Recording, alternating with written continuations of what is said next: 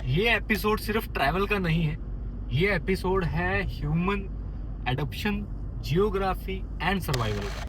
ये रास्ता है फूटाबर्ग का, जहाँ पे अभी मैं खड़ा हूँ। ये लास्ट 7-11 बोल सकते हैं। थोड़ी देर पहले हम ऐसे थाईलैंड में थे जहाँ पे कल्चर बोलता है। ये लोग mountain farming and high altitude living में काफी एक्सपर्ट है।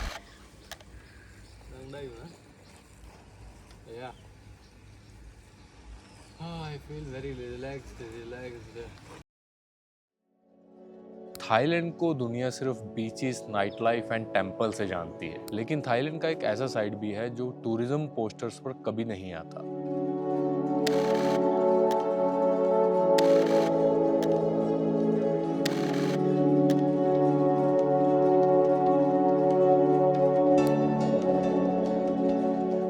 आज हम आए हैं ताय डाम विलेज, एक ऐसी कम्युनिटी के पास जो मॉडर्न थाईलैंड के बीच अपनी आइडेंटिटी को अभी भी जिंदा रखे हुए हैं। ताय डाम के लोग थाईलैंड के ओरिजिनल मेन स्ट्रीम कल्चर का हिस्सा नहीं है।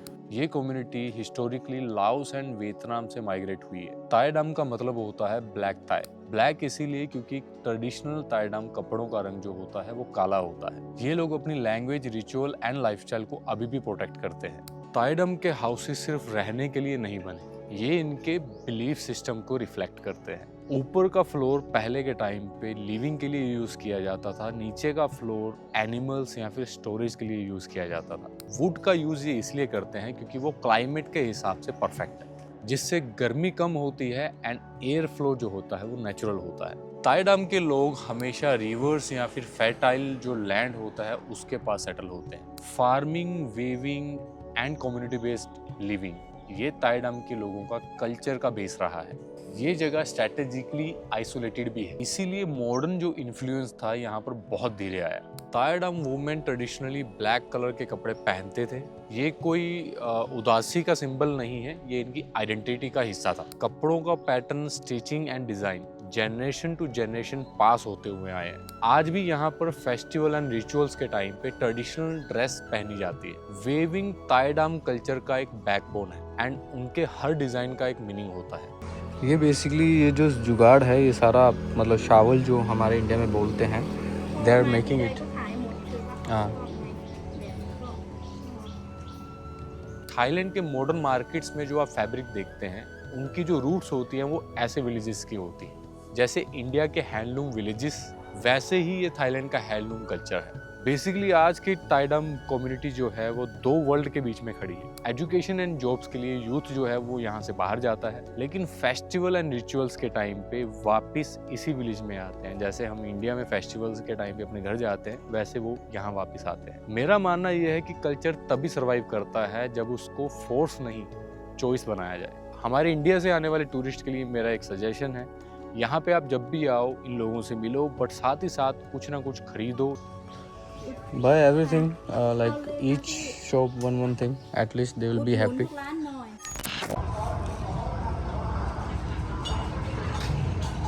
मेकोंग रिवर एशिया का सबसे इम्पोर्टेंट रिवर्स में से एक। ये रिवर चाइना से स्टार्ट होती है, ये फिर लाओस जाती है, थाईलैंड, कंबोडिया एंड उसके बाद वियतनाम। इस रिवर के उस पार जो आप लैंड देख रहे हैं वो लाओस है। इस लोकेशन ने चियांग खान को लाउड नहीं बल्कि कंट्रोल एंड काम बनाया। चियांग खान के लिए ये रिवर सिर्फ खाली व्यू के लिए नहीं है, ये लाइवलीहुड है, बॉर्डर है एंड नेचुरल सिक्योरिटी लाइन भी है। इसीलिए यहाँ कोई हाई राइज कल्चर डेवलप नहीं हुआ। ये थाईलैंड के एक ऐसे एज पर बैठा हुआ शहर है जहाँ पे थाईलैंड खत्म होता है एंड लाओस चालू होता है। सो गाइस, ये है आपका हाइड्रोपोनिक प्लांट्स। यहाँ पे होटल के अंदर ही इन्होंने उगा रखा है एंड यही सारे प्लांट्स को ये बाद में आपको कस्टमर्स के हिसाब से कस्टमाइज़ करके खिलाते हैं, पिलाते हैं। अगर आपको कुछ जूस पीना है उसका, या फिर वैसे नॉर्मल तरीके से अगर आपको बॉइल्ड वेजिटेबल्स खाना है या फिर वैसे सैलड के तौर पे खाना है, तो आप यहीं से मतलब सारा सामान जाता है इनका ब्रेकफास्ट हॉल में। तो मतलब they have their own system. तो ये है जी आपका व्यू, सुबह का, मॉर्निंग का शानदार व्यू है होटल का।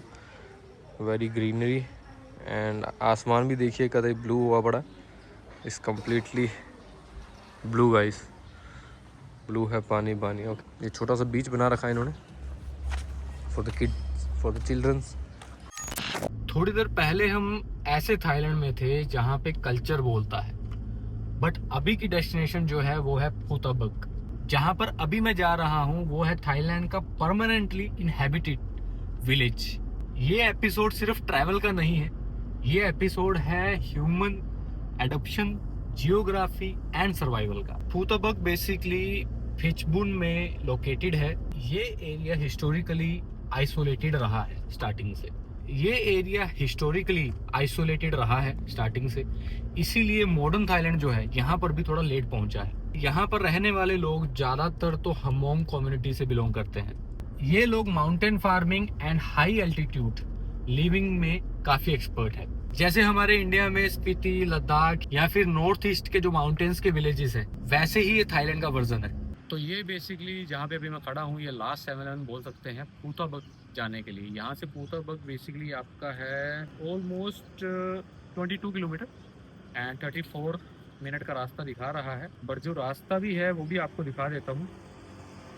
रास्ता भी ऐसे है सर, ये रास्ता है फूताबक का एंड बड़ा टफ होने वाला है। बट ये लास्ट 7-11 है फूताबक जाने से पहले। अगर कोई बंदा रोड ट्रिप कर रहा है, कोशिश करिए अगर आपको 7-11 पे यहाँ पे कुछ लेना है तो आप ले लीजिए। एंड गाड़ी में पेट्रोल वगैरह बनवाना तो ऊपर मिल जाएगा, और नीचे भी बनवा सकते हैं। नीचे भी मैं पेट्रोल पंप पे रुका था जहाँ पे अमेजोन भी है। तो बट बताने का कंसर्न मेरा ये है कि 7-11 लास्ट है एंड ऊपर जो है आपको लीकर मिल जाएगी और वाइन भी मिल जाएगी, लोकल वाइन मिल जाएगी। एंड कुछ खाना पीना है, कुछ ऐसा लेके जाना है जो ऊपर नहीं मिलेगा, तो मेरे हिसाब से आप 7-11 पे यहाँ पे ले सकते हैं। तो गाइस फाइनली फूताबक जा रहे थे कल एंड आफ्टर जो अपना ताइडाम विलेज था उसके बाद हमने फूताबक के लिए गाड़ी लगाई थी, जैसे आपने देखा भी था। फूताबक तो जा रहे थे एंड जब होटल चेक किए तो होटल वहाँ पे नहीं मिले। सेकेंडली नेटवर्क की वहाँ पे कमी रहती है और नेटवर्क के चक्कर में मुझे फिर वो प्लान पूरा का पूरा कैंसिल करना पड़ा, क्योंकि वहाँ पे जैसे ऊपर मैं चढ़ा फूताबक की, आप अगर वीडियो देख पा रहे हो, जैसे मैं ऊपर चढ़ा वैसे ही नेटवर्क मेरा गायब हो गया। तो फिर मुझे याद आया मैं पीछे भी 2 बार जा चुका हूँ, वहाँ पे नेटवर्क का बहुत इशू रहता है और इस टाइम पे ये हाई सीज़न है और इस टाइम पे अच्छी खासी कॉल्स भी आती है मेरे फ़ोन पे, तो मैं रिस्क नहीं लेना चाहता था, इसलिए फिर मैं नीचे आ गया। अब मैं हूँ खाओ खो में। खाओ खो मैंने बेसिकली स्पेंड किया एक नाइट यहाँ पे एंड लेट ही पहुँचा यहाँ पे। उसके बाद अब ये सुबह का मतलब मौसम है, this is the view guys.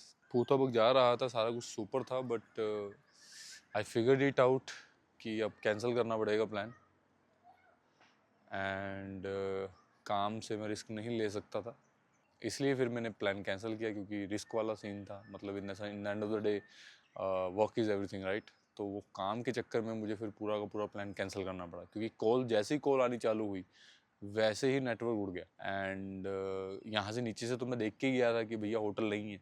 तो फिर मैंने कहा यार चलो एक बार जाके देख लेंगे। फाइनली आगे का प्लान भी राइट नाउ अनप्लैंड है एंड विल सी कि आगे क्या कर रहे हैं। मेरे हिसाब से एक बुद्धा जी का टेम्पल है एंड वो भी हिल पे है। ये पूरा का पूरा माउंटेन एरिया है वैसे। बाकी गाइज अगर ये अभी तक की सारी वीडियोस अगर आपको अच्छी लगी हो, प्लीज़ लाइक करिएगा, शेयर करिएगा, सब्सक्राइब करिएगा हमारे चैनल को।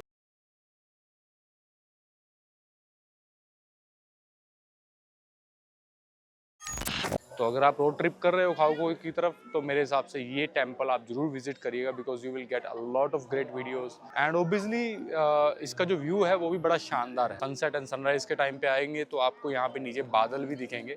जो टेम्पल का नाम है मैं डिस्क्रिप्शन में डाल दूंगा, थोड़ा सा मुश्किल है प्रोनाउंस करना मेरे लिए भी, but I seriously say guys, if you are coming to Khao Kho, you must visit this place and it's not actually for the episode I'm saying right now.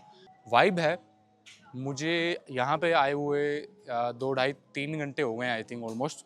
ये मेरी वीडियो का लास्ट स्टॉप था and इसके बाद मैं जाऊँगा सीधा रोएट and जो कि मेरी 5-6 घंटे की ड्राइव रहेगी। अगर आपको ये वीडियो अच्छी लगे प्लीज़ लाइक करिए, शेयर करिए, सब्सक्राइब करिए हमारे वीडियो को, हमारे चैनल को एंड मिलता हूँ अगली वीडियो में, अगले टूर पे, अगले रोड ट्रिप पे। तब तक के लिए स्टे ट्यून्ड एंड पीस।